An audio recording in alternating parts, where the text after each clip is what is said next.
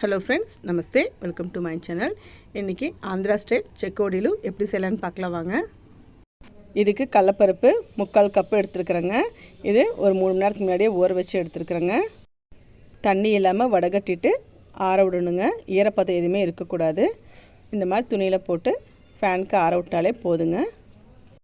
பருப்பு ஆறினதுக்கப்புறம் இந்த மாதிரி உதிரியாக இருக்கணுங்க. அப்போ தான் நம்ம செய்கிறதுக்கு நல்லா வரும். இதுக்கு 1 கப்பு அரிசி மாவு எடுத்துருக்குறேங்க. ஒரு பவுலில் போட்டுக்கலாம். 1/2 கப்பு கார்ன்ஃப்ளவர் மாவு எடுத்துருக்கேங்க. இது பவுலில் போட்டு நல்லா கலக்கி விட்டுக்கலாங்க. ஒரு பேன் அடுப்பில் வச்சு 1/2 கப்பு தண்ணி ஊற்றிக்கலாங்க. நம்ம 1/2 கப்பு மாவு எடுத்துருக்குறோம். 1/2 கப்பு தண்ணி கரெக்டாக இருக்கும்.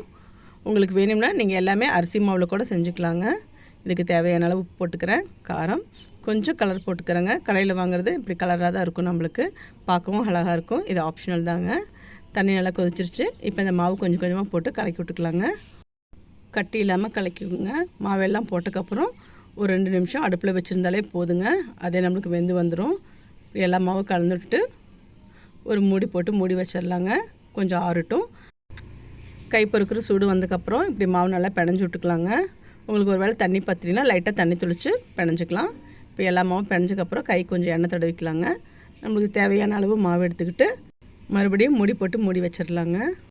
இப்போ செக்கோடியில் எப்படி செய்யலான்னு பார்க்கலாங்க. இப்போ தேவையான அளவு மாவு எடுத்துக்கலாம். இப்படி காமிக்கிற மாதிரி நீளமாக இப்படி பண்ணிக்கலாங்க. அதுக்கப்புறம் கொஞ்சம் பருப்பு இப்படி போட்டுக்கலாம். அதையும் இது மேலே ரோல் பண்ணிக்கலாம். கொஞ்சம் அமுத்துட்டா அதில் ஒட்டிக்குங்க.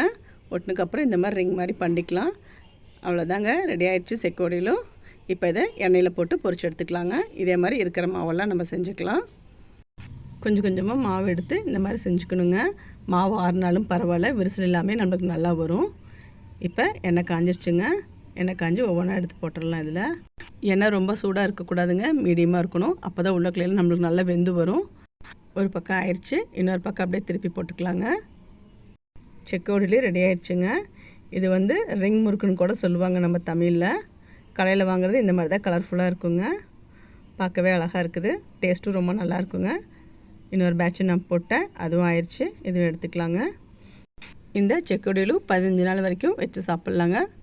கரக்கரன்னு அப்படியே இருக்கும். ஒரு டப்பாவில் போட்டு மூடி வச்சிட்டிங்கன்னா.